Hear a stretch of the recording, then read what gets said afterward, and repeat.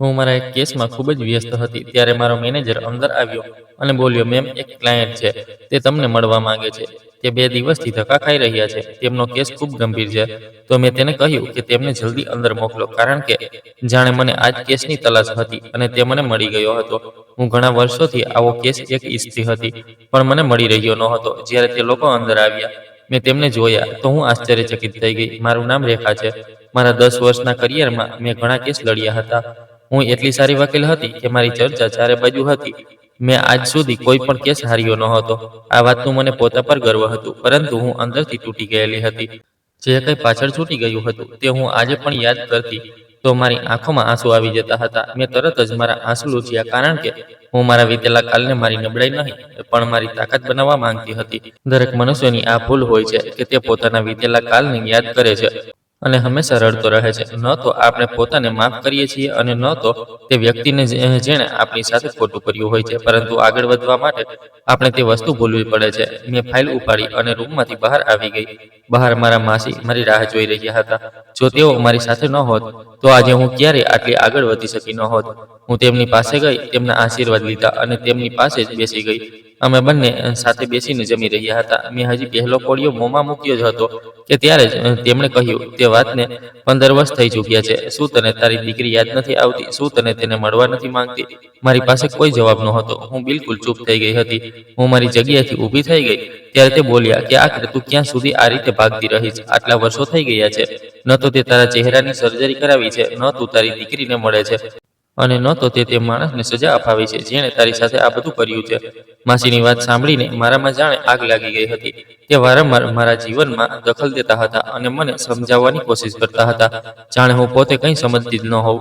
તેમણે જ્યારે મારી દીકરીનો ઉલ્લેખ કર્યો તો મને ખૂબ જ ખરાબ લાગ્યું હતું. મેં ગુસ્સાને દબાવતા તેમને કહ્યું હતું, માસી જુઓ, હું તમારું ખૂબ સન્માન કરું છું, પણ તેનો અર્થ એ નથી કે તમે મારા જીવનના નિર્ણયો લો. હું પોતે સમજુ છું કે મારે શું કરવાનું છે અને શું નહીં.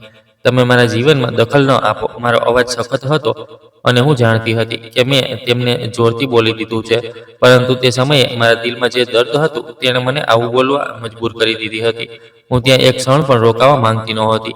મેં મારી ફાઇલ ઉપાડી અને ઝડપી પગલે બહાર નીકળી ગઈ. ડ્રાઈવર પહેલેથી જ ગાડી લઈને ઊભો હતો. તેણે જેવો મને જોઈ તરત દરવાજો ખોલ્યો. હું ચૂપચાપ જઈને બેસી ગઈ અને બારીની બહાર જોવા લાગી. આખો રસ્તો મારા મગજમાં ઘણું બધું ચાલી રહ્યું હતું.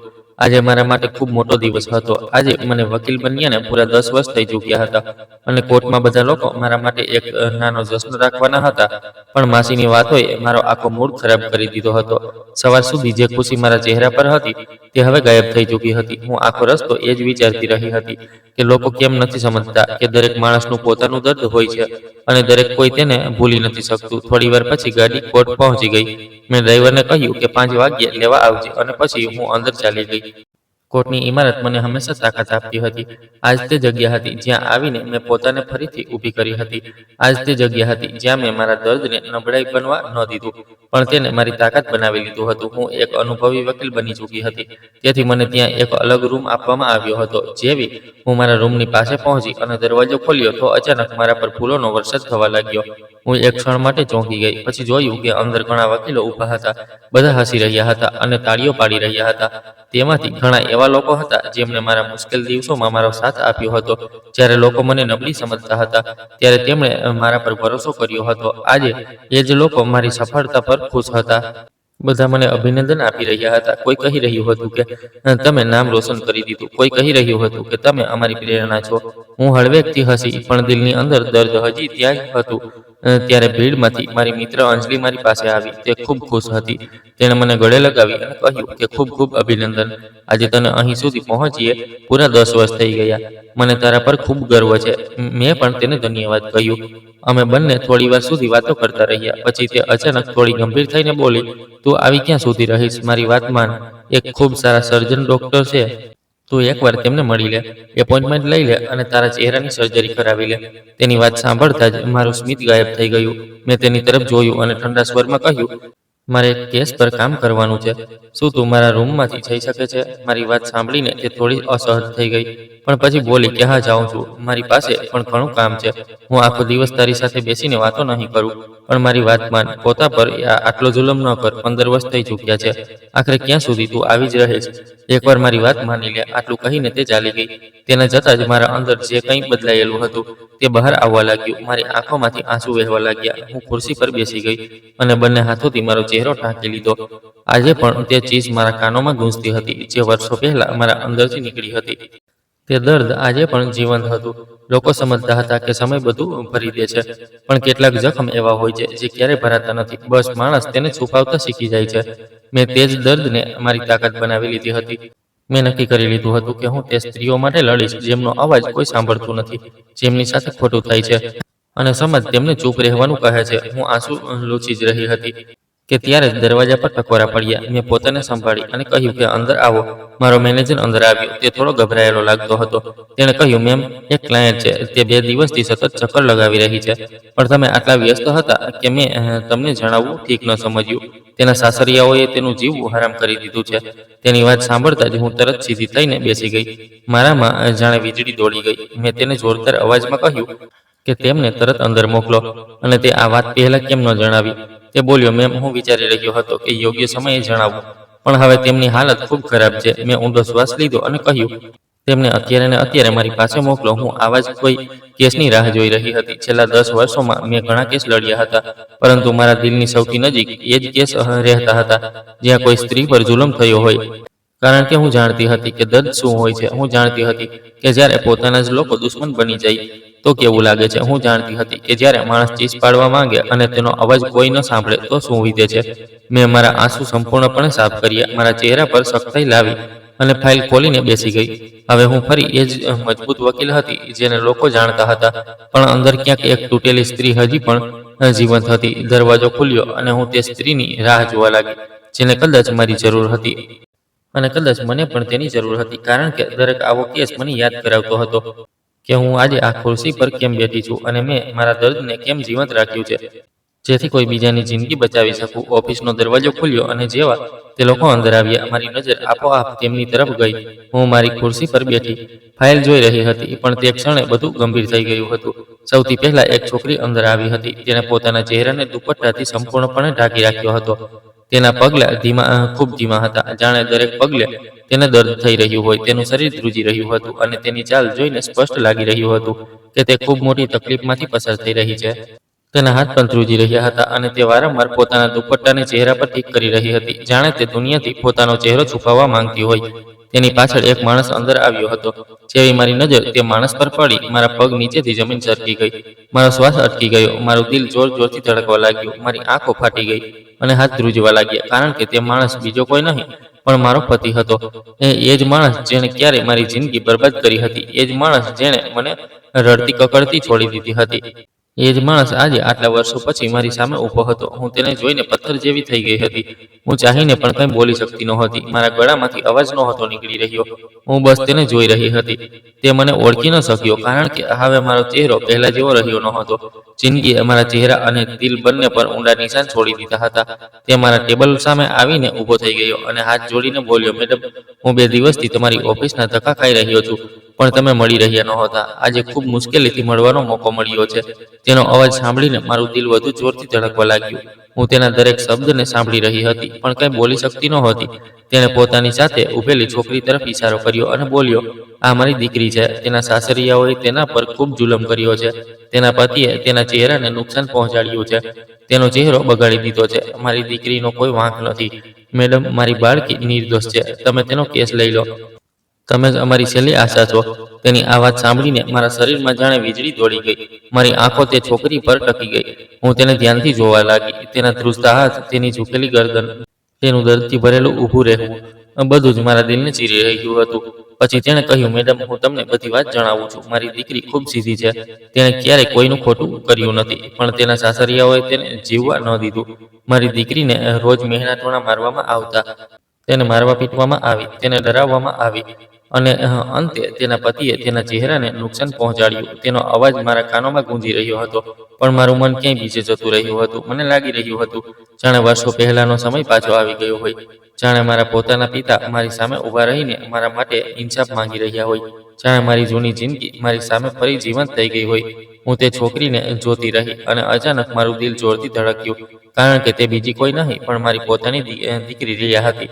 મારી બાળકી, મારી રિયા મારી આંખો સામે અંધારું છવાઈ ગયું. હું તેને જોતા જ અંદરથી તૂટી ગઈ. હું ઉઠીને તેની પાસે જવા માંગતી હતી, તેને મારા સીનાથી લગાવવા માંગતી હતી, તેના માથે હાથ ફેરવવા માંગતી હતી, તેને કહેવા માંગતી હતી કે બેટા, હું અહીં જ છું, હું તારી માં છું, હું તને છોડીને ક્યારેય નહોતી ગઈ, હું તને દરરોજ યાદ કરતી રહી.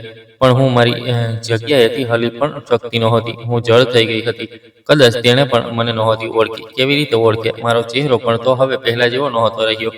મારા ચહેરા પર પણ દર્દના નિશાન હતા. હું પણ અકસ્માતોની મારેલી સ્ત્રી હતી. મારી દીકરી સામે ઊભી હતી અને મને ઓળખી નહોતી શકતી. એક મા માટે આનાથી મોટું દર્દ શું હોઈ શકે? હું તેની હાલત જોઈને અંદરથી ફાટી રહી હતી. મને લાગી રહ્યું હતું જાણે કોઈએ મારું કલેજું ખેંચી લીધું હોય. મારી આંખોમાંથી આંસુ આપોઆપ વહેવા લાગ્યા. હું રોકાવા માંગતી હતી પણ રોકી ન શકી. આટલા વર્ષોનો વિયોગ, મારી મજબૂરી, મારી તડપ, મારી દીકરીની આ હાલત, બધું એકસાથે મારી સામે આવી ગયું હતું. રૂમની દિવાલો મને ગોળ ફરતી નજર આવવા લાગી. લોકોના અવાજો દૂર દૂરથી આવતા અનુભવવા લાગ્યા. મારા હાથ ઠંડા પડી ગયા, શ્વાસ અટકવા લાગ્યો અને આગલી જ ક્ષણે હું બેભાન થઈને જમીન પર પડી ગઈ. જેવી હું પડી, રૂમમાં અફરાતફરી મચી ગઈ. કોઈએ પાણી લાવવાનું કહ્યું, કોઈ મને ઊભી કરવા લાગ્યું, કોઈ ડોક્ટરને ફોન કરવા લાગ્યું, કોઈ મારું નામ લઈને બોલાવી રહ્યું હતું, પણ મને કંઈ સ્પષ્ટ સંભળાતું નહોતું. બધું ધૂંધળું થઈ ચૂક્યું હતું. થોડી વાર પછી જ્યારે મારી આંખ ખુલી તો હું મારા કેબિનના સોફા પર સૂતેલી હતી. મારું માથું ખૂબ ભારે હતું, આંખો બળી રહી હતી, શરીર તૂટી રહ્યું હતું. સામે મારી મિત્ર અંજલિ ઊભી હતી. તેના ચહેરા પર ચિંતા સ્પષ્ટ દેખાઈ રહી હતી. તેણે મારો હાથ પકડી રાખ્યો હતો અને મારી તરફ ઝૂકીને બોલી, તું ઠીક છે ને? મેં ધીમેથી આંખો ખોલી અને આમ તેમ જોયું. મારો આસિસ્ટન્ટ વકીલ પણ ત્યાં ઊભો હતો. મેનેજર પણ પાસે ઊભો હતો. બધાના ચહેરા પર ગભરાટ હતો. મેં ખૂબ મુશ્કેલીથી પૂછ્યું, તે લોકો ક્યાં ગયા? અંજલિએ મારી તરફ જોયું, પછી બોલી કે મેં તેમને બહાર બેસાડ્યા છે. પહેલા તું પોતાને સંભાળ. મારી આંખોમાંથી ફરી આંસુ વહેવા લાગ્યા. અંજલિ સમજી નહોતી શકતી કે મારા અંદર શું ચાલી રહ્યું છે. કોઈ નહોતું જાણતું કે બહાર બેઠેલી છોકરી એ મારી પોતાની દીકરી છે અને જે માણસ ઇન્સાફ માંગવા આવ્યો છે એ જ માણસ મારી જિંદગી ઉજળીને ગયો હતો. ત્યારે ડૉક્ટર અંદર આવ્યા. તેમણે મારો ચેકઅપ કર્યો, મારું બ્લડ પ્રેશર જોયું, નસ જોઈ, પછી બોલ્યા, તમને આરામની જરૂર છે. તમે ખૂબ જ માનસિક દબાણમાં છો. જો તમે પોતાને આરામ ન આપ્યો તો હાલત બગડી શકે છે. હું ચૂપચાપ તેમની વાતો સાંભળતી રહી. તેમને કેવી રીતે જણાવું કે મારી બીમારી થાક નથી પણ તૂટેલું દિલ છે? તેમને કેવી રીતે જણાવું કે બહાર બેઠેલી છોકરી મારી દીકરી છે, જેને હું વર્ષોથી શોધી રહી હતી? તેમને કેવી રીતે જણાવવું કે જે રીતે ક્યારેક મારી જિંદગી સળગાવવામાં આવી હતી એ જ રીતે આજે મારી દીકરીનો ચહેરો સળગાવી દેવામાં આવ્યો છે? મેં બસ આમાં માથું હલાવી દીધું. ડૉક્ટર ચાલ્યા ગયા. અંજલિ મારી પાસે બેસી ગઈ. તેણે ધીમેથી કહ્યું, જો તું ચાહે તો આજના બધા કેસ કેન્સલ કરી દઈએ. મેં તરત માથું હલાવીને ના પાડી દીધી અને ભારે અવાજમાં કહ્યું કે નહીં, આ કેસ થશે અને સૌથી પહેલાં આ જ કેસ થશે. અંજલિએ હેરાનીથી મારી તરફ જોયું, કારણ કે તેણે મને પહેલીવાર આ રીતે તૂટેલી હાલતમાં પણ આટલી મજબૂત જોઈ હતી. મેં આંખો બંધ કરી લીધી. મારામાં દર્દ પણ હતું, ગુસ્સો પણ હતો અને એક માની તડપ પણ હતી. આજે કિસ્મતે તેમને મારી સામે લાવીને ઊભા કરી દીધા હતા. એક તરફ મારો ભૂતકાળ હતો, બીજી તરફ મારી દીકરીનો સળગેલો ચહેરો અને વચ્ચે હું હતી, એક માં, એક સ્ત્રી, એક વકીલ. મેં ધીમેથી આંખો ખોલી. મારો અવાજ હવે પહેલાં કરતાં વધુ મજબૂત હતો. મેં અંજલિ તરફ જોયું અને કહ્યું, તેમને અંદર મોકલો. હવે સમય આવી ગયો છે કે હું મારી દીકરી માટે લડું અને તે બધાને તેમના કર્મોની સજા અપાવું જેમણે મારી બાળકીની જિંદગી બરબાદ કરી દીધી. અંજલિએ મારી તરફ જોયું હતું. તેની આંખોમાં ચિંતા સ્પષ્ટ દેખાઈ રહી હતી. તેણે ખૂબ નરમ અવાજમાં મને ફરી કહ્યું હતું કે ઘર ચાલી જા અને થોડો આરામ કરી લે. કદાચ તેને સારું લાગશે. હું કેટલાક ક્ષણ સુધી તેની તરફ જોતી રહી. પછી મારી નજર તે બંને બાપ દીકરી તરફ ગઈ હતી. તે બંને હજી પણ બહાર ઊભા હતા. મારી દીકરી માથું ઝુકાવીને ઊભી હતી અને મારો પતિ મને ઘૂરી રહ્યો હતો. તેની આંખો જાણે મારા ચહેરાને વાંચવાની કોશિશ કરી રહી હતી. મને તે ક્ષણે એવું લાગ્યું જાણે તેણે મને ઓળખી લીધી હોય, જાણે તેના મગજમાં કોઈ જૂની તસવીર જાગી ગઈ હોય, જાણે તેને મારા ચહેરાની પાછળ છુપાયેલી તે સ્ત્રી નજર આવી ગઈ હોય જેને તેણે વર્ષો પહેલાં તોડી દીધી હતી. મારું દિલ વધુ ઝડપથી ધડકવા લાગ્યું હતું. હું ત્યાં એક ક્ષણ પણ રોકાવા માંગતી નહોતી. હું ધીમેથી ઉઠી હતી. મારા પગ લથડી રહ્યા હતા પણ મેં પોતાને સંભાળી અને કંઈ પણ બોલ્યા વિના રૂમમાંથી બહાર આવી ગઈ હતી. પાછળથી અંજલિનો અવાજ આવ્યો હતો પણ મેં પાછળ વળીને ન જોયું. હું બસ ચાલતી રહી. મારું સીનું ભારે થઈ રહ્યું હતું, શ્વાસ તૂટી રહ્યા હતા અને આંખોની સામે બધું ધૂંધળું લાગી રહ્યું હતું. હું બહાર આવીને સીધી કારમાં બેસી ગઈ હતી. ડ્રાઈવરે મને તે હાલતમાં જોઈ તો કંઈ પૂછવાની હિંમત ન કરી. તેણે તરત ગાડી સ્ટાર્ટ કરી અને ઘર તરફ ચાલી પડ્યો હતો. કારની બારીની બહાર સડકો ભાગી રહી હતી, પણ મારા અંદર સમય પાછળ જઈ રહ્યો હતો. મારી આંખો સામે વારંવાર એ જ ચહેરો આવી રહ્યો હતો, મારી દીકરીનો ચહેરો જે દર્દથી ઝૂકેલો હતો, અને તેની પાછળ ઊભેલો તે માણસ જે ક્યારેક મારું બધું જ હતું. પછી મારી જિંદગીનો સૌથી મોટો જખમ બની ગયો હતો. હું સીટ પર બેઠી હતી, પણ મને લાગી રહ્યું હતું જાણે હું કોઈ ઊંડા કૂવામાં પડતી જઈ રહી છું. મારું દિલ ખૂબ ખરાબ રીતે તૂટી ચૂક્યું હતું. મને લાગી રહ્યું હતું જાણે કિસ્મતે મારા જૂના જખમોને ફરીથી ખોલી દીધા હોય. હું વિચારી પણ નહોતી શકતી કે જે કંઈ 15 વર્ષ પહેલાં મારી સાથે થયું હતું એ જ બધું મારી દીકરી સાથે પણ થશે. મેં મારી દીકરીને તે માણસ પાસે એટલા માટે છોડી હતી કારણ કે તે સમયે મારી પાસે કોઈ બીજો રસ્તો નહોતો. હું તૂટેલી હતી, સળગેલી હતી, એકલી હતી, અને મને લાગતું હતું કે ભલે તેણે મારી સાથે કેટલું પણ ખરાબ કર્યું હોય, પણ પોતાની દીકરી સાથે ક્યારેય ખોટું નહીં કરે. તે તેને સંભાળશે, તેને પ્રેમ આપશે, તેની રક્ષા કરશે, કારણ કે હું જાણતી હતી કે તે પોતાની દીકરીને ખૂબ પ્રેમ કરતો હતો, અથવા ઓછામાં ઓછું મને એવું લાગતું હતું. પણ આજે સચ્ચાઈ મારી સામે ઊભી હતી. તેણે ન તો તેને બચાવી, ન તો તેનો સાથ આપ્યો, અને ન તો તેનું ધ્યાન રાખ્યું. આટલી નાની ઉંમરમાં મારી બાળકી સાથે આટલું બધું થઈ ગયું અને હું તેનાથી દૂર બેઠી રહી. હું માં હોવા છતાં પણ કંઈ ન કરી શકી. એ જ વિચારીને મારો શ્વાસ ઘૂંટી રહ્યો હતો. થોડી વાર પછી કાર ઘરે પહોંચી ગઈ હતી. ડ્રાઈવરે ધીમેથી કહ્યું, મેડમ, ઘર આવી ગયું છે.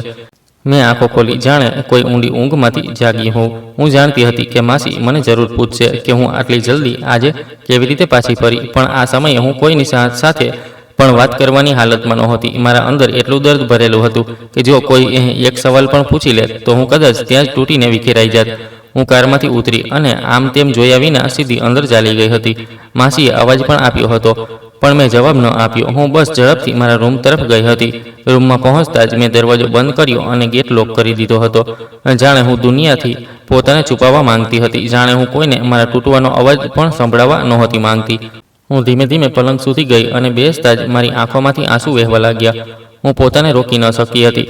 હું બંને હાથોથી મારો ચહેરો ઢાંકીને રડવા લાગી હતી. મારું રુદન રૂમની દિવાલોમાં દબાઈને રહી ગયું હતું. મને સમજાતું નહોતું કે હું કઈ વાત પર વધારે રડું, મારી દીકરીની હાલત પર, મારા વીતેલા દર્દ પર, કે આ વાત પર કે મેં જે માણસ પર ભરોસો કર્યો હતો એ જ ભરોસો જૂઠો નીકળ્યો. હું વારંવાર એ જ વિચારી રહી હતી કે જો હું તેને મારી સાથે લઈ આવત, જો હું લડત, જો હું તેને છોડીને ન જાત, તો કદાચ આજે તે આ હાલતમાં ન હોત. પણ હવે પસ્તાવો કરવાથી શું બદલાવાનું હતું? મારી બાળકીનો ચહેરો સળગી ચૂક્યો હતો. તેની જિંદગી પર દર્દના નિશાન પડી ચૂક્યા હતા અને હું માત્ર રડી શકતી હતી. રડતા રડતા મારું મન અચાનક ખૂબ પાછળ ચાલી ગયું હતું. હું મારા વીતેલા કાલમાં પહોંચી ગઈ હતી. તે સમય જ્યારે હું માત્ર એક સામાન્ય છોકરી હતી, સપનાઓથી ભરેલી, હસતી ખેલતી જિંદગી જીવનારી છોકરી. મેં હમણાં જ 12મું ધોરણ પૂર્ણ કર્યું હતું. ઘરની હાલત સારી નહોતી, પણ મારામાં ભણવાનો જુસ્સો હતો. હું આગળ વધવા માંગતી હતી, હું કંઈક બનવા માંગતી હતી. તેથી મેં ગ્રેજ્યુએશન કરવા માટે કોલેજમાં એડમિશન લીધું હતું. હું ફર્સ્ટ સેમેસ્ટરમાં હતી. નવા પુસ્તકો, નવી કોલેજ, નવી દુનિયા, બધું મારા માટે ખૂબ ખાસ હતું. પણ તે ખુશીઓની પાછળ સંઘર્ષ પણ ઘણો હતો. કોલેજની ફી ભરવી સરળ નહોતી. ઘરેથી એટલા પૈસા નહોતા આવતા. તેથી મેં પોતે કામ કરવાનું શરૂ કર્યું હતું. હું બાળકોને ટ્યુશન ભણાવતી હતી. નાના બાળકોને ABCDથી લઈને મેથ્સ સુધી ભણાવતી હતી. સાંજે 2 કલાક તેમના ઘરે જતી હતી અને જે પૈસા મળતા તેને સંભાળીને રાખતી હતી. તેનાથી જ ફી ભરતી હતી. આ ઉપરાંત હું ભરતકામ પણ કરતી હતી. પડોશની સ્ત્રીઓ કપડાં આપતી હતી. હું તેના પર ડિઝાઇન બનાવતી હતી. દુપટ્ટાઓ પર કામ કરતી હતી. સ્વેટર ગૂંથતી હતી અને જે થોડું ઘણું મળતું તેનાથી મારું ભણતર ચલાવતી હતી. ઘણીવાર રાત્રે મોડે સુધી જાગવું પડતું હતું. હાથ દુખી જતા હતા, આંખો થાકી જતી હતી, પણ દિલ ખુશ રહેતું હતું કારણ કે મને લાગતું હતું કે હું મારા સપનાઓ માટે મહેનત કરી રહી છું. કોલેજ જવું મારા માટે કોઈ તહેવારથી ઓછું નહોતું. હું સવારે વહેલી ઉઠતી હતી, મારી જૂની બેગ તૈયાર કરતી હતી, પુસ્તકો રાખતી હતી અને બસ પકડીને કોલેજ ચાલી જતી હતી. મારી પાસે વધારે કપડાં નહોતા, પણ હું હંમેશા સ્વચ્છ કપડાં પહેરતી હતી. મને સાદગી પસંદ હતી. ક્લાસમાં હું આગળ બેસતી હતી, ધ્યાનથી ભણતી હતી અને ટીચર પણ મને ખૂબ પસંદ કરતા હતા કારણ કે હું મહેનતી હતી. ઘણી છોકરીઓ અમીર ઘરોમાંથી હતી, તેમની પાસે બધું હતું, પણ મને ક્યારેય તેમનાથી ઈર્ષ્યા ન થઈ. મને બસ મારી મંજિલ દેખાતી હતી. હું વિચારતી હતી કે એક દિવસ હું પણ કંઈક બનીશ, મારા પગ પર ઊભી રહીશ, માસીને આરામ આપીશ, મારું નાનું ઘર લઈશ અને ચેનથી જીવીશ. મને શું ખબર હતી કે મારા જીવનનો રસ્તો અચાનક બદલવાનો છે? મને શું ખબર હતી કે કોલેજના તે જ દિવસોમાં મારી મુલાકાત તે માણસ સાથે થશે જે પહેલાં મને પ્રેમનું સપનું બતાવશે અને પછી મારી આખી દુનિયા ઉજળાઈ નાખશે. તે સમયે હું ખૂબ ભોળી હતી, લોકોની નિયત ઓળખતા નહોતી જાણતી. હું દરેક હસતા ચહેરાને સારો સમજી લેતી હતી, દરેક મીઠી વાત પર ભરોસો કરી લેતી હતી. મને નહોતી ખબર કે કેટલાક લોકો સામેથી ફૂલ જેવા લાગે છે અને અંદરથી કાંટા હોય છે. હું પલંગ પર બેસીને રડતા રડતા આ બધું યાદ કરી રહી હતી. મારું દિલ ભૂતકાળના ભારથી દબાઈ રહ્યું હતું. રૂમમાં સન્નાટો હતો. બહાર કદાચ માસી દરવાજો ખખડાવી રહ્યા હતા, પણ હું કોઈને જવાબ આપવાની હાલતમાં નહોતી. હું માત્ર એક માં હતી જે પોતાની દીકરીના દર્દમાં સળગી રહી હતી, અને એક સ્ત્રી હતી જે પોતાના જૂના જખમ ફરીથી જીવી રહી હતી. હું મારા વીતેલા કાળમાં સંપૂર્ણપણે ખોવાયેલી હતી, જાણે આજનો દિવસ ક્યાંય દૂર છૂટી ગયો હોય અને હું ફરીથી એ જ જૂના દિવસોમાં પાછી ફરી ગઈ હોઉં, જ્યારે મારી જિંદગી આશાઓ અને સંઘર્ષ વચ્ચે ચાલી રહી હતી. હું મારી મહેનતથી મારું ભણતર પૂરું કરી રહી હતી. દરેક દિવસ મારા માટે સરળ નહોતો, પણ હું હાર માનનારાઓમાંની નહોતી. સવારે કોલેજ જવું, સાંજે બાળકોને ટ્યુશન ભણાવવું, રાત્રે ભરતકામ કરવું અને પછી મોડી રાત સુધી મારા પુસ્તકો ખોલીને ભણવું. આજ મારી જિંદગી હતી. થાક ખૂબ લાગતો હતો, હાથ દુખતા હતા, આંખો બળતી હતી, પણ દિલમાં એક સપનું હતું કે મારે વકીલ બનવું છે, મારે મારી ઓળખ બનાવવી છે, મારે કોઈના પર બોજ બનીને જીવવું નથી. હું ઈચ્છતી હતી કે એક દિવસ મને લોકો મારા નામથી જાણે, મારી મહેનતથી જાણે. મારો ફર્સ્ટ સેમેસ્ટર ખૂબ સારી રીતે પૂરો થઈ ગયો હતો. સારા નંબર આવ્યા હતા. ટીચર્સ પણ મારા વખાણ કરતા હતા.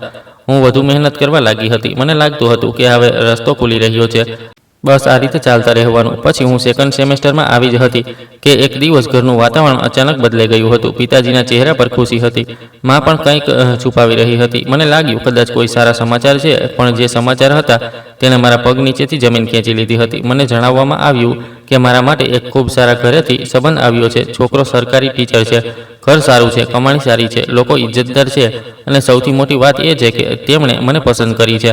પિતાજી આ સંબંધથી ખૂબ ખુશ હતા. તેમણે લગભગ નિર્ણય કરી લીધો હતો કે આ જ સંબંધ સાચો છે અને મારા લગ્ન અહીં જ થશે. જ્યારે મને આ બધું ખબર પડી તો મારું દિલ બેસી ગયું હતું. મને ખૂબ ખરાબ લાગ્યું હતું, જાણે કોઈએ મારા સપનાઓ પર પથ્થર મૂકી દીધો હોય.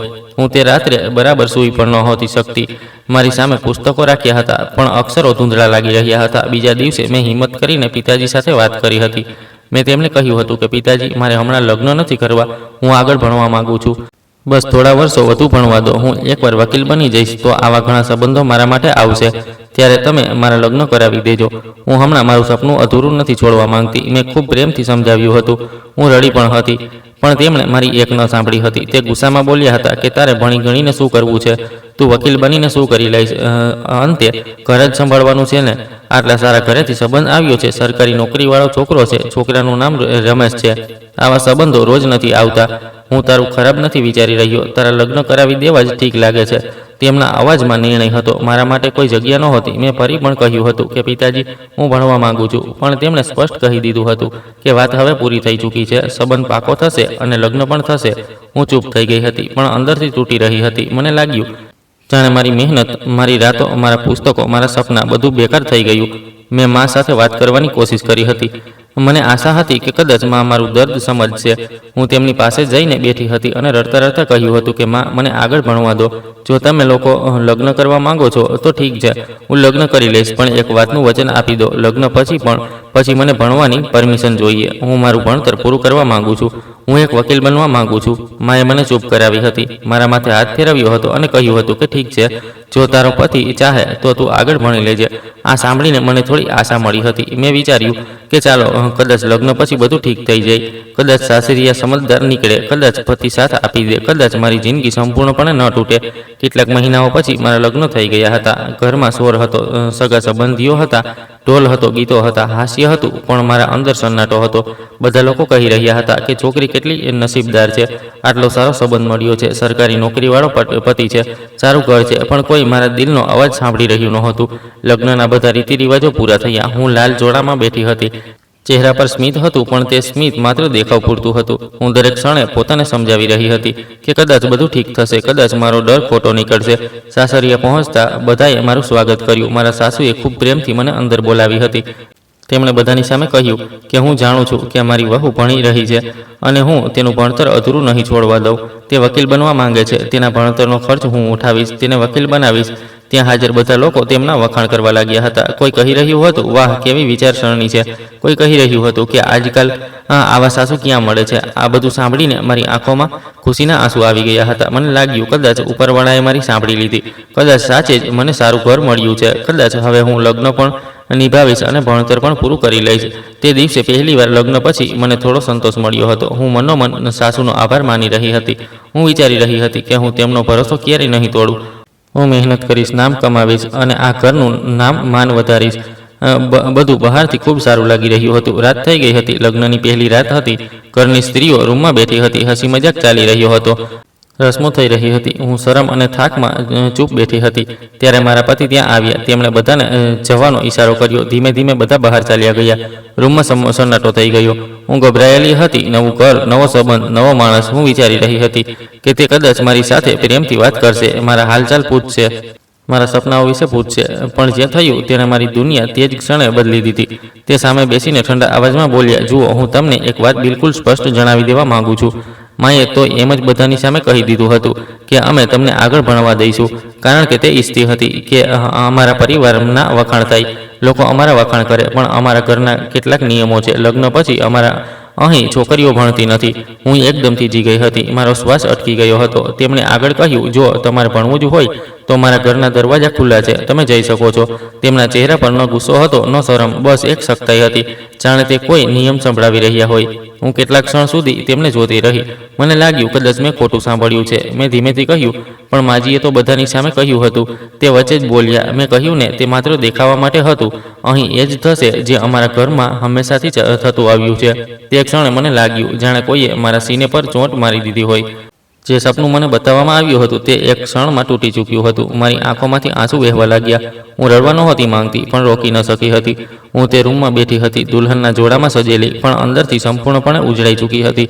લગ્નના પહેલા જ દિવસે મને સમજાઈ ગયું હતું કે હું વહુ બનીને આ ઘરમાં આવી છું, માણસ બનીને નહીં. મારા સપનાઓની કોઈ કિંમત નહોતી, મારા ભણતરની કોઈ અગત્યતા નહોતી, મારી ઈચ્છાનો કોઈ મતલબ નહોતો. તે રાત્રે હું ખૂબ રડી હતી, ચૂપચાપ, જેથી બહાર કોઈને અવાજ ન આવે. મારી મહેંદી હજી સુકાઈ પણ નહોતી અને મારી આશાઓ પહેલા જ દિવસે ધોવાઈ ચૂકી હતી. મારા લગ્નને એક અઠવાડિયું થઈ ચૂક્યું હતું અને જોતાં જોતાં તે 7 દિવસ પણ નીકળી ગયા હતા, જેમાં હું દરરોજ પોતાને સમજાવતી હતી કે કદાચ બધું ઠીક થઈ જશે, કદાચ મારા પતિનો ગુસ્સો ઓછો થઈ જશે, કદાચ તે પોતાનો નિર્ણય બદલી દેશે. પણ દરરોજની સાથે મારી ચિંતા વધી રહી હતી, કારણ કે આવતા અઠવાડિયે મારા પેપર્સ હતા અને મને કંઈ સમજાતું નહોતું કે હું શું કરું. હું સવારથી રાત સુધી ઘરના કામોમાં લાગેલી રહેતી હતી, પણ મારું મન દર સમયે પુસ્તકો અને આવનારી પરીક્ષામાં અટકેલું રહેતું હતું. હું વાસણો ઘસતી વખતે પણ સવાલો યાદ કરતી હતી. રસોઈ બનાવતી વખતે પણ મગજમાં તે જ ચેપ્ટર ફરતા રહેતા હતા. રાત્રે જ્યારે બધા સૂઈ જતા ત્યારે હું ચૂપચાપ બેસીને વિચારતી હતી કે શું મારું ભણતર અહીં જ પૂરું થઈ જશે? શું મેં જેટલી મહેનત કરી હતી તે બધી બેકાર જતી રહેશે? મારા સાસુએ લગ્નના દિવસે બધાની સામે કહ્યું હતું કે તે મારું ભણતર પૂરું કરાવશે, પણ લગ્ન પછી તેમણે ફરી આ વિશે કોઈ વાત પણ નહોતી કરી. આટલા માટે હું વધુ ગભરાઈ રહી હતી. મને લાગવા લાગ્યું હતું કે કદાચ તે વાત સાચે જ માત્ર લોકોને બતાવવા માટે કહેવામાં આવી હતી. હું ઘણા દિવસો સુધી ચૂપ રહી, પણ જ્યારે પેપર માથે આવી ગયા તો મારી હિંમત તૂટવા લાગી. મેં મારી માને ફોન કર્યો હતો. મને લાગ્યું હતું કે તે મારું દર્દ સમજશે, પણ તેમણે ઉલટું મને જ ખખડાવી નાખી હતી. તેમણે કહ્યું, હવે આગળ ભણીને શું કરીશ? જેટલું ભણવાનું હતું એટલું ભણી લીધું ને. હવે લગ્ન થઈ ગયા છે તો ઘર સંભાળ, પુસ્તકોનો ચક્કર છોડ. તેમનું આ કહેવું મારા દિલ પર ચોટ જેવું લાગ્યું હતું. હું ઈચ્છતી હતી કે કોઈ એક એવો માણસ તો મારો સાથ આપે, પણ ત્યાં પણ મારું સમજવાવાળું કોઈ નહોતું. હું ફોન મૂકીને ખૂબ રડી હતી, પણ તે જ રડ્યા પછી મેં નક્કી કરી લીધું હતું કે ભલે ગમે તે થાય, હું મારું ભણતર નહીં છોડું. મેં આટલા વર્ષો મહેનત કરી હતી. હું આટલી આસાનીથી હાર માની નહોતી શકતી. બીજા દિવસે ખૂબ ડરતા હું મારા સાસુ પાસે ગઈ હતી. તે આંગણામાં બેસીને શાકભાજી સમારી રહ્યા હતા. મારું દિલ જોરથી ધડકી રહ્યું હતું. મેં હકલાતા કહ્યું, માજી, આવતા અઠવાડિયેથી મારા પેપર છે. હું વિચારી રહી હતી કે તે કદાચ ના પાડશે કે ગુસ્સો થશે, પણ તેમણે કામ રોકીને મારી તરફ જોયું અને ખૂબ શાંત અવાજમાં કહ્યું, હું જાણું છું કે આવતા અઠવાડિયેથી તારા પેપર છે અને મેં તને કહ્યું હતું કે હું તારું ભણતર પૂરું કરાવીશ. આ વાત મેં દેખાવા માટે નહોતી કહી. હું સાચે જ તારું ભણતર પૂરું કરવા માંગુ છું. તેમની આ વાત સાંભળીને મારી આંખો ભરાઈ આવી હતી. તેમણે આગળ કહ્યું, અને હું એ પણ જાણું છું કે તારા પતિએ તને શું કહ્યું છે, પણ તું તેની વાત પર વિશ્વાસ ન કર. તું તારું ભણતર ચાલુ રાખ, તારી તૈયારી કર, હું તને પેપર અપાવીશ. તે ક્ષણે મને લાગ્યું જાણે અંધારા રૂમમાં કોઈએ દીવો પ્રગટાવી દીધો હોય. હું ખુશીથી રડી પડી હતી. હું તેમની પાસે જઈને તેમને ગળે વળગી પડી. આટલા દિવસોમાં પહેલીવાર મને લાગ્યું હતું કે આ ઘરમાં કોઈ તો છે જે મને સમજે છે, કોઈ તો છે જે મારા સપનાઓને સપના માને છે, બોજ નહીં. હું તેમના પાલવમાં માથું રાખીને ખૂબ રડી હતી અને તે મારા માથે હાથ ફેરવતા રહ્યા. તે દિવસ પછી મેં છુપાઈને મારા પેપરની તૈયારી શરૂ કરી દીધી હતી. હું દિવસે કામ કરતી અને રાત્રે જ્યારે બધા સૂઈ જતા તો ધીમેથી પુસ્તકો કાઢીને વાંચતી. ઘણીવાર ઊંઘથી આંખો બંધ થવા લાગતી, પણ હું પોતાને જગાડી રાખતી, કારણ કે મને ખબર હતી કે આ તક જો જતી રહી તો કદાચ ફરી ક્યારેય નહીં મળે. મારા સાસુ પણ ચૂપચાપ મારો સાથ આપતા હતા. ક્યારેક મારા માટે ચા બનાવી દેતા, ક્યારેક કહી દેતા તું થોડીવાર રૂમમાં જઈને આરામ કરી લે જેથી હું ભણી શકું. હું તેમના સાથને ક્યારેય ભૂલી નથી શકતી. પેપર્સનો દિવસ આવી ગયો હતો. સવારથી જ મારું દિલ ખૂબ ઝડપથી ધડકી રહ્યું હતું. મને ડર લાગી રહ્યો હતો કે જો રમેશને ખબર પડી ગઈ તો શું થશે, જો તે રોકી દેશે તો શું થશે, જો કોલેજ આવીને હંગામો કરી દીધો તો શું થશે. પણ મારા સાસુએ મને હિંમત આપી અને કહ્યું કે ડરવું નહીં, ભણતર ચોરી નથી, હક છે તારો. પછી મારા સસરા મને પેપર આપવા માટે લઈને ગયા હતા. આખો રસ્તો હું ચૂપ બેઠી રહી. મારા હાથ ઠંડા પડી રહ્યા હતા. કોલેજના ગેટ પર ઉતરતી વખતે મારા પગ ધ્રુજી રહ્યા હતા. મને લાગી રહ્યું હતું જાણે હું કોઈ ખૂબ મોટો ગુનો કરવા જઈ રહી છું. પણ જ્યારે હું એક્ઝામ હોલમાં બેઠી અને પેપર મારી સામે આવ્યો તો જાણે મારો ડર થોડો ઓછો થઈ ગયો. મેં પોતાને સંભાળી અને લખવાનું શરૂ કર્યું. મને જેટલું આવડતું હતું મેં પૂરું લખ્યું. મેં દરેક પરીક્ષા એવી રીતે આપી જાણે માત્ર પરીક્ષા નહીં પણ મારા જીવનની લડાઈ હોય. હું ડરતા કોલેજ જતી અને પાછી આવતી, પણ બધા પેપર સારા થઈ ગયા હતા. હું છેલ્લું પેપર આપીને જ્યારે હું બહાર નીકળી તો મને લાગ્યું કે મેં પોતા માટે કંઈક જીતી લીધું છે. હું ખુશ હતી. મને લાગ્યું કે હવે કદાચ બધું ઠીક થઈ જશે. પણ મારી ખુશી વધારે દિવસ ન ચાલી. મારું રિઝલ્ટ આવે તે પહેલાં જ મારા પતિને બધું ખબર પડી ગઈ હતી. કોઈએ તેમને જણાવી દીધું હતું કે હું પેપર દેવા ગઈ હતી. તે દિવસે તે ઘરે આવ્યા તો તેમના ચહેરા પર ગુસ્સો હતો. તેમણે આવતા જ મને ઘેરી અને કંઈક પૂછ્યા વિના બૂમો પાડવા લાગ્યા. તે મારી વાતની કોઈ કિંમત ન સમજી. તે મારી ઇજ્જત માટીમાં મિલાવી દીધી. તું મારી મરજી વિરુદ્ધ ગઈ છે. હું કંઈ કહી પણ નહોતી શકી કે તેમણે મને ખૂબ ખરાબ રીતે માર્યો પીટ્યા હતા. થપ્પડ, મુક્કા, લાતો જે હાથમાં આવ્યું તેનાથી માર્યા. હું પડતી રહી, રડતી રહી, પણ તે ન રોકાયા. મારા આખા શરીર પર ઉજળેલા નિશાન પડી ચૂક્યા હતા. હાથ ધ્રુજી રહ્યા હતા, પીઠ બળી રહી હતી, ચહેરો સૂજી ગયો હતો. હું દર્દથી તડપી રહી હતી, પણ કોઈએ તેમને ન રોક્યા. તે રાત્રે હું તૂટી ગઈ હતી. બીજા દિવસે હું નારાજ થઈને મારા પિયર ચાલી ગઈ હતી. મને લાગ્યું હતું કે ઓછામાં ઓછા મારા પોતાના જ મને સમજશે, મારું દર્દ જોશે, મારો સાથ આપશે. પણ ત્યાં પણ મારા પપ્પાએ મને ન સમજ્યા હતા. તેમણે મારી વાત સાંભળવાને બદલે મને જ ખરી ખોટી સંભળાવી હતી. તેમણે કહ્યું પરણેલી છોકરીનું ઘર તેનું સાસરું હોય છે. દરેક નાની વાત પર પિયર નથી આવતા. પતિએ બે વાત કહી દીધી તો શું થયું? સ્ત્રીને સહન કરવું પડે છે. તેમની વાતો સાંભળીને મારું દિલ વધુ તૂટી ગયું હતું. હું વિચારી રહી હતી કે શું માર ખાવો પણ થોડી ઘણી લડાઈ છે? શું રોજ અપમાન સાંભળવું પણ સામાન્ય વાત છે? પણ ત્યાં પણ મારું સાંભળવાવાળું કોઈ નહોતું. મજબૂર થઈને ફરીથી ઘરે પાછા આવવું પડ્યું હતું. હું આ બધાથી ખૂબ પરેશાન થઈ ગઈ હતી. જો તેમને મને ભણાવવું જ નહોતું તોય એકવારમાં સ્પષ્ટ ના પાડી દેતા. વારંવાર ભણાવીને પછી ઘરે બેસાડી દેવું, આ ઠીક નહોતું. દર વખતે મારું સપનું જગાડતા અને પછી કચડી નાખતા હતા. પણ પછી મેં પોતાને જ સંભાળી લીધી હતી. મેં વિચાર્યું હવે રડવાથી કંઈ નહીં થાય. જેમ તેમ કરીને સમય પસાર થવા લાગ્યો હતો. મારી દીકરી મોટી થવા લાગી હતી. તે જ મારી દુનિયા હતી, તે જ મારી તાકાત હતી. જ્યારે તે હસતી હતી તો મને જીવવાનું કારણ મળતું હતું. જ્યારે તે મને માં કહીને બોલાવતી હતી તો બધા દુઃખ થોડીવાર માટે હું ભૂલી જતી હતી. મારી દીકરી હવે 5 વર્ષની થઈ ગઈ હતી, પણ આ 5 વર્ષ મેં મારા જીવનના ખૂબ મુશ્કેલીથી કાપ્યા હતા. રમેશ મારા પર ખોટા આરોપો લગાવતા રહેતા હતા. કહેતા હતા કે તું યુનિવર્સિટી જાય છે તો ત્યાં કોને મળવા જાય છે, કોની સાથે હસે છે, કોનું નામ છે તારા જીવનમાં. આ બધી વાતો સાંભળીને મારું દિલ ઘૂંટાતું હતું. હું ક્યાંય જતી પણ નહોતી તો પણ તે શંકા કરતા હતા. પણ હું આ બધું મારા બાળક માટે સહન કરી રહી હતી. હું નહોતી ઈચ્છતી કે મારી દીકરી મા બાપના ઝઘડાઓની વચ્ચે મોટી થાય. તો પણ ઘરનું વાતાવરણ ક્યારેય ઠીક નહોતું રહેતું. મેં મારા સાસુ સાથે મળીને મારી દીકરીનું એડમિશન સ્કૂલમાં કરાવી દીધું હતું. હું ઈચ્છતી હતી કે જે સપનું મારું તૂટી ગયું તે મારી દીકરીનું પૂરું થાય. તે ભણે ગણે, પોતાના પગ પર ઊભી રહે. આ વાતથી રમેશ ખૂબ વિરુદ્ધ હતા. તે કહેતા હતા કે આટલી નાની બાળકીને ભણાવીને શું કરવું છે, ઘરમાં રહે. પણ મેં આ વખતે તેમની ન માની હતી. એક બપોરે હું મારી દીકરીને બેસાડીને ભણાવી રહી હતી. તે નાની કોપી લઈને અક્ષરો બનાવી રહી હતી. હું તેને પ્રેમથી શીખવી રહી હતી. ત્યારે અચાનક દરવાજો જોરથી ખુલ્યો અને રમેશ અંદર આવ્યા. તેમને જોઈને હું ડરી ગઈ. તેમના ચહેરા પર ગુસ્સો હતો, આંખો લાલ હતી અને હાથમાં એક બોટલ હતી. હું સમજી ન શકી કે આ બધું શું થઈ રહ્યું છે. મારું દિલ જોરથી ધડકવા લાગ્યું હતું. મારી દીકરી પણ ડરીને મારી પાછળ છુપાઈ ગઈ હતી. રૂમમાં એક અજીબ સન્નાટો ફેલાઈ ગયો હતો અને મને લાગી રહ્યું હતું કે આગલી ક્ષણે બધું ખૂબ ખરાબ થવાનું છે. પછી રમેશ ગુસ્સાથી ચીસ પાડતા બોલ્યા, આખું ઘર ગંદુ પડ્યું છે. ન તો તે રસોઈ બનાવી છે, ન તો તે વાસણો ધોયા છે, અને તું અહીં બેસીને તેને ભણાવી રહી છે. આજે હું તારો કિસ્સો જ પૂરો કરી દઉં છું. તેમનો અવાજ એટલો ડરાવનો હતો કે મારી આત્મા ધ્રુજી ગઈ હતી. હું કંઈ કહી શકું તે પહેલાં તેણે રિયાનો હાથ પકડ્યો અને તેને ઝટકાથી મારા ખોળામાંથી અલગ કરી દીધી. મારી બાળકી જોર જોરથી રડવા લાગી હતી. તે મને પકડવા માંગતી હતી, પણ તેણે તેને ઘસડતા રૂમમાંથી બહાર મોકલી દીધી હતી. રિયા દરવાજા પર ઊભી રડી રહી હતી અને મને મામા કહીને બોલાવી રહી હતી. મારું દિલ ફાટી રહ્યું હતું. હું ઉઠીને તેની પાસે જવા માંગતી હતી, પણ રમેશ મારી સામે ઊભો હતો. તેના હાથમાં જે બોટલ હતી, હું પહેલાં જ સમજી નહોતી શકી કે તેમાં શું છે. મને લાગ્યું કદાચ પાણી હશે કે કંઈક બીજું, પણ આગલી જ ક્ષણે તેણે તે બોટલનું ઢાંકણું ખોલ્યું અને મારા ચહેરા તરફ વધારી દીધું. મને કંઈ સમજવાનો મોકો પણ ન મળ્યો.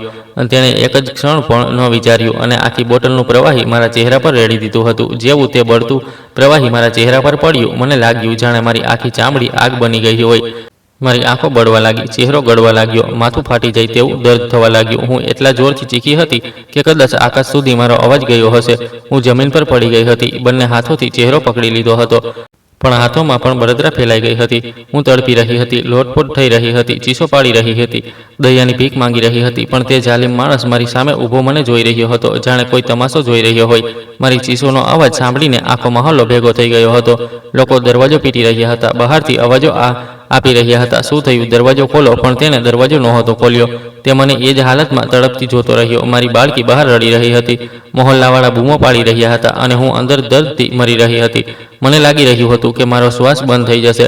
મારો ચહેરો પીગળી રહ્યો હતો, આંખો સામે અંધારું છવાઈ રહ્યું હતું. હું ખૂબ મોડે સુધી રડતી રહી, ચીસ પાડતી રહી, તડપતી રહી. પછી દર્દ એટલું વધી ગયું કે મારું શરીર જવાબ દઈ ગયું અને હું બેભાન થઈ ગઈ હતી. જ્યારે મારી આંખ ખુલી હતી તો મેં પોતાને હોસ્પિટલમાં જોઈ.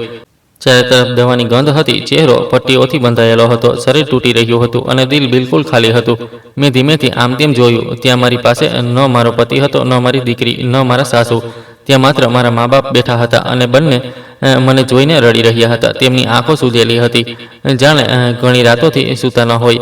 મને હોશમાં જોઈને તે વધુ રડવા લાગ્યા. મા મારા હાથ પકડીને કહેવા લાગી, બેટા, અમને માફ કરી દો. અમે તને તે જાલિમ પાસે મોકલીને ખૂબ મોટી ભૂલ કરી દીધી. પિતાજી માથું ઝુકાવીને બેઠા હતા. તેમનો અવાજ ધ્રુજી રહ્યો હતો. તે કહી રહ્યા હતા, બેટા, અમે તારી વાત ન માની, અમે તને ન સમજ્યા, અમે તારું દર્દ ન સમજ્યા, અમને માફ કરી દે. હું તે બંનેને જોઈ રહી હતી, પણ મારા અંદર જાણે બધું મરી ચૂક્યું હતું. મારી પાસે આંસુ પણ નહોતા બચ્યા. મેં તેમને કંઈ નહોતું કહ્યું, ન તો મારી દીકરી વિશે પૂછ્યું હતું, કારણ કે હું જાણતી હતી કે જો હું તેનું નામ લઈશ તો તૂટી જઈશ. મેં બસ ધીમેથી એટલું કહ્યું હતું, પિતાજી, જો તમે ફરી મને તે જાલિમ પાસે મોકલવા માંગો છો તો હું એવું બિલકુલ નહીં કરું. હું ક્યાંક બીજે જઈને રહી લઈશ, તમારા ઘરને પણ છોડી દઈશ, પણ હું ત્યાં પાછી નહીં જાઉં. મારો અવાજ નબળો હતો, પણ ઈરાદો પથ્થર જેવો મજબૂત હતો. પિતાજી તરત રડી પડ્યા અને બોલ્યા, નહીં બેટા, હું એવું કંઈ નહીં કરું. તું મારી પાસે જ રહીશ. તું મારી દીકરી છે.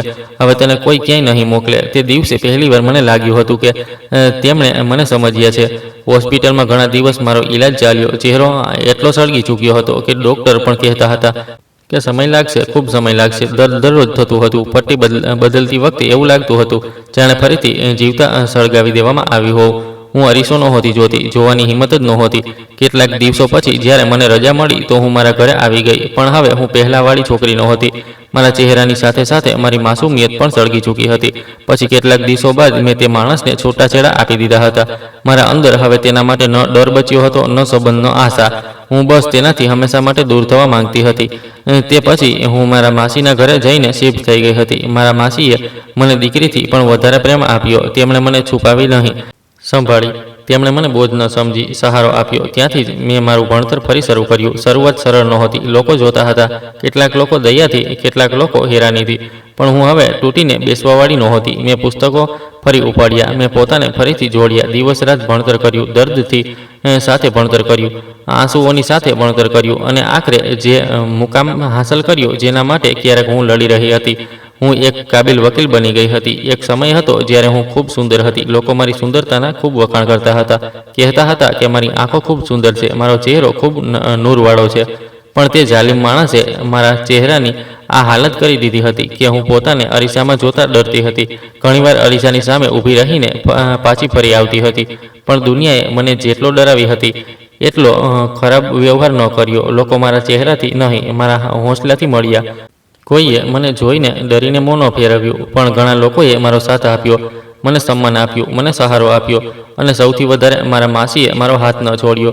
તેમણે મને ફરીથી જીવતા શીખવ્યું, મને અહીં સુધી પહોંચાડી. હું દરેક મુકદ્દમો લડતી વખતે વિચારતી હતી કે કોઈ બીજી સ્ત્રી મારા જેવું દર્દ ન સહે. પણ આજે જ્યારે મારી દીકરીને એ જ હાલતમાં જોઈ હતી જે હાલતમાંથી હું પોતે પસાર થઈ હતી, તો મારાથી રહેવાતું નહોતું. મારું કલેજું ફાટી રહ્યું હતું. હું વિચારી રહી હતી કે મેં તેને તે માણસ પાસે એટલા માટે છોડી હતી કે તે તેનો બાપ છે, તેને બચાવશે, પણ તેને તો પોતાની દીકરીની જિંદગી પણ ન બચાવી. મારી બાળકીએ એ જ સહન કર્યું જે તેની માએ સહન કર્યું હતું. એ જ વિચારીને મારો દમ ઘૂંટી રહ્યો હતો. આજે આટલા વર્ષો પછી હું ફરીથી એ જ દર્દ જીવી રહી હતી. ફરક માત્ર એટલો હતો કે ત્યારે જખમ મારા ચહેરાને આપ્યો હતો, આજે મારી આત્મા પર પડ્યો હતો. પણ તે દિવસે મેં મારા દિલમાં એક નિર્ણય કરી લીધો હતો કે જે દર્દ મેં સહન કર્યું છે તે દર્દ હું મારી દીકરીને હવે વધુ સહન નહીં થવા દઉં. હું તેને તૂટવા નહીં દઉં. હું તેને એકલી નહીં છોડું. અને જેણે તેની સાથે આ બધું કર્યું છે તેને સજા જરૂર અપાવીશ. હું ઈચ્છતી હતી કે તેને એવી સજા મળે કે દુનિયાનો દરેક માણસ શીખે કે પત્ની કોઈ રમકડું નથી હોતી જેના પર શંકા કરીને મારો પીટો કે સળગાવી દો. હું ઈચ્છતી હતી કે જે આગ તેણે મારી દીકરી પર નાખી છે એ જ આગ કાયદાની સજા બનીને તેની જિંદગી સળગાવી દે. મેં મારા આંસુ લૂછ્યા અને મા બનતા પહેલાં વકીલ બનીને ઊભી થઈ. હું મારી દીકરીની પાસે બેઠી હતી, તેનો હાથ પકડ્યો હતો અને ખૂબ પ્રેમથી તેને બધી વાતો પૂછી હતી. શરૂઆતમાં તે ખૂબ ડરેલી હતી, તેનો અવાજ ધ્રુજી રહ્યો હતો, આંખોમાં દર્દ હતું, પણ મેં તેને ભરોસો અપાવ્યો કે હવે હું છું ને, હવે કોઈ તને હાથ પણ નહીં લગાડી શકે. ધીમે ધીમે તેણે બધું જણાવવાનું શરૂ કર્યું. તેણે કહ્યું કે તેનો પતિ ઉંમરમાં તેનાથી 15 વર્ષ મોટો છે. લગ્ન પછીથી જ તે તેના પર જુલમ કરતો હતો, દરેક વાત પર શંકા કરતો હતો. કોઈની સાથે વાત કરી લે તો લડાઈ, કોઈને જોઈ લે તો આરોપ, હસી દે તો મહેણું, રડી દે તો મારપીટ. તેણે જણાવ્યું કે તે ઘરની બહાર પણ ઓછું નીકળવા દેતો હતો, ફોન ચેક કરતો હતો, લોકોને મળવા નહોતો દેતો, અને દર સમયે એ જ કહેતો હતો કે તેનો કોઈ બીજાની સાથે ચક્કર ચાલી રહ્યો છે. મારી દીકરી રડતા રડતા બોલી કે મેં કંઈ નહોતું કર્યું, હું તો બસ દૂધવાળા પાસેથી પૈસાનો હિસાબ પૂછી રહી હતી. તેણે જોઈ લીધું અને એ જ વાતને બહાનું બનાવીને મારો ચહેરો સળગાવી દીધો. જ્યારે મેં આ બધું સાંભળ્યું તો મારું લોહી ઉકળી ગયું, મારા હાથ ધ્રુજવા લાગ્યા. પણ આ વખતે નબળાઈથી નહીં, ગુસ્સાથી. હું જાણતી હતી કે આ માત્ર મારી દીકરીનો કેસ નથી, આ તે બધી સ્ત્રીઓનો કેસ છે જેમને શંકાના નામે જીવતા સળગાવી દેવામાં આવે છે. મેં તે જ સમયે કેસ દાખલ કરાવ્યો, પોલીસ પર દબાણ નાખ્યું, મેડિકલ રિપોર્ટ લગાવ્યા, ગવાહ ભેગા કર્યા, પડોશીઓના નિવેદન લીધા, હોસ્પિટલના કાગળ લીધા, દરેક પુરાવો મારા હાથથી તૈયાર કર્યો. હું દરેક તારીખે પોતે ઊભી થઈ અદાલતમાં. મેં તેના વિરુદ્ધ સખત દલીલો આપી. મેં કહ્યું, આવો માણસ માત્ર એક સ્ત્રીનો અપરાધી નહીં, આખા સમાજનો અપરાધી છે. જો તેને છોડવામાં આવ્યો તો તે બીજી જિંદગીઓ બરબાદ કરશે. મેં અદાલતને જણાવ્યું કે કેવી રીતે તેણે વિચારી સમજીને તે પ્રવાહી ખરીદ્યું, કેવી રીતે તેને બાળકીને રૂમમાંથી બહાર મોકલી, કેવી રીતે દરવાજો બંધ કર્યો અને કેવી રીતે મારી દીકરીને તડપથી છોડી દીધી. મેં તેના જૂઠ એક એક કરીને તોડી નાખ્યા. તે ક્યારેક કહેતો કે અકસ્માત હતો, ક્યારેક કહેતો ગુસ્સામાં થયું, ક્યારેક કહેતો કે મારાથી ભૂલ થઈ ગઈ. પણ મેં સ્પષ્ટ કહ્યું કે કોઈનો ચહેરો સળગાવવો ભૂલ નથી હોતી, પણ ઈરાદો હોય છે. આખરે અદાલતે તેને દોષી માન્યો અને તેને ઉંમરકેદની સજા આપવામાં આવી. સાથે જ 50 લાખનો દંડ પણ લગાવવામાં આવ્યો. જ્યારે ચુકાદો સંભળાવવામાં આવ્યો તો મારી આંખોમાં આંસુ આવી ગયા. પણ આ વખતે આ આંસુ નબળાઈના નહીં, જીતના હતા. મને લાગ્યું આજે મોડેથી જ સાચો ન્યાય મળ્યો છે.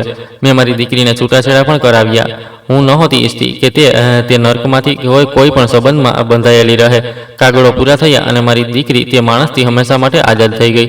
પછી મેં રમેશને પણ સ્પષ્ટ કહી દીધું કે આ મારી દીકરી છે. તે તેની જિંદગી બરબાદ કરી દીધી. તે તેને તે ઘરમાં મોકલી જ્યાં તેની ચીસો સાંભળવામાં આવી પણ બચાવવામાં ન આવી. પણ હવે હું તેની સાથે વધુ ખરાબ નહીં થવા દઉં.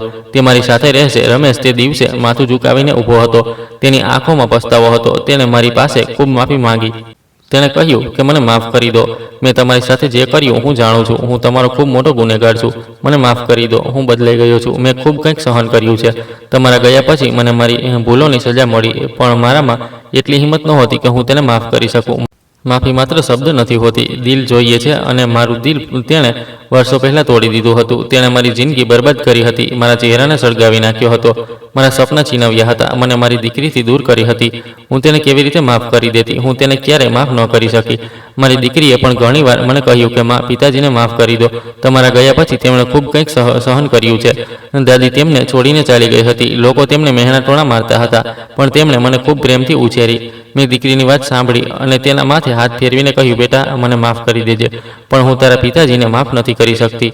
હું નફરત લઈને નથી જીવવા માંગતી, પણ સંબંધ પણ નથી રાખવા માંગતી. બસ એટલું જ પૂરતું છે. તે પછી મેં મારી દીકરીને મારી પાસે રાખવાનું શરૂ કરી દીધું. મેં તેનો ઈલાજ કરાવ્યો, મોટા ડૉક્ટરોની સલાહ લીધી, તેની ઘણી સર્જરી કરાવી. દર્દભર્યા લાંબા ઈલાજ પછી તેનો ચહેરો પહેલાં કરતાં ખૂબ વધારે સુંદર થઈ ગયો. પણ મારા માટે તેની અસલી સુંદરતા તેના હોંસલામાં હતી. તે ફરીથી હસવા લાગી હતી. પછી મેં તેનું ભણતર આગળ વધાર્યું, તેને મજબૂત બનાવી અને થોડા સમય પછી તેના લગ્ન એક સારા વકીલ સાથે કરાવી દીધા, જે તેને ઇજ્જત આપતો હતો, સમજતો હતો, તેનો ભૂતકાળ નહીં, તેના દિલને જોતો હતો. લગ્નના દિવસે મારી આંખોમાં ફરી આંસુ હતા, પણ આ વખતે ખુશીના, કે મારી દીકરી નવી જિંદગીમાં જઈ રહી હતી અને માથું ઊંચું કરીને જઈ રહી હતી. હું મારી દીકરીને ખુશ જોઈને ખુશ રહેવા લાગી હતી. રમેશ પોતાની દીકરીને મળતો હતો. હું ક્યારેય નહોતી રોકતી, કારણ કે તે તેનો બાપ હતો, પણ હું તેનાથી નહોતી મળતી. હું તેનાથી વાત કરતી હતી, કારણ કે હું તેની સાથે કોઈ સંબંધ રાખવા જ નહોતી માંગતી. કેટલાક સંબંધો કાગળથી પૂરા થાય છે, કેટલાક દિલથી, અને મારો સંબંધ તેનાથી ખૂબ પહેલાં પૂરો થઈ ચૂક્યો હતો. આજે જ્યારે હું પાછળ વળીને જોઉં છું, તો ઉપરવાળાનો આભાર માનું છું કે તેણે મને વકીલ બનાવી. જો હું નબળી રહી જાત તો કદાચ પોતાને ન બચાવી શકત, ન મારી દીકરીને, પણ તેણે મને પાડીને ઉઠતા શીખવ્યું, દર્દ આપીને લડતા શીખવ્યું, અને મેં મારી દીકરીને ફરીથી એક નવી જિંદગી આપી. આજ મારી સૌથી મોટી જીત છે. દોસ્તો, આશા કરું છું કે તમને અમારી વાર્તા પસંદ આવી હશે. જો વાર્તા પસંદ આવી હોય તો વિડીયોને લાઇક કરો, ચેનલ પર નવા છો તો ચેનલને સબસ્ક્રાઈબ કરો, અને હા, નોટિફિકેશન બેલને જરૂર દબાવો, જેથી આગામી અપડેટ સૌથી પહેલાં તમને મળે. ધન્યવાદ.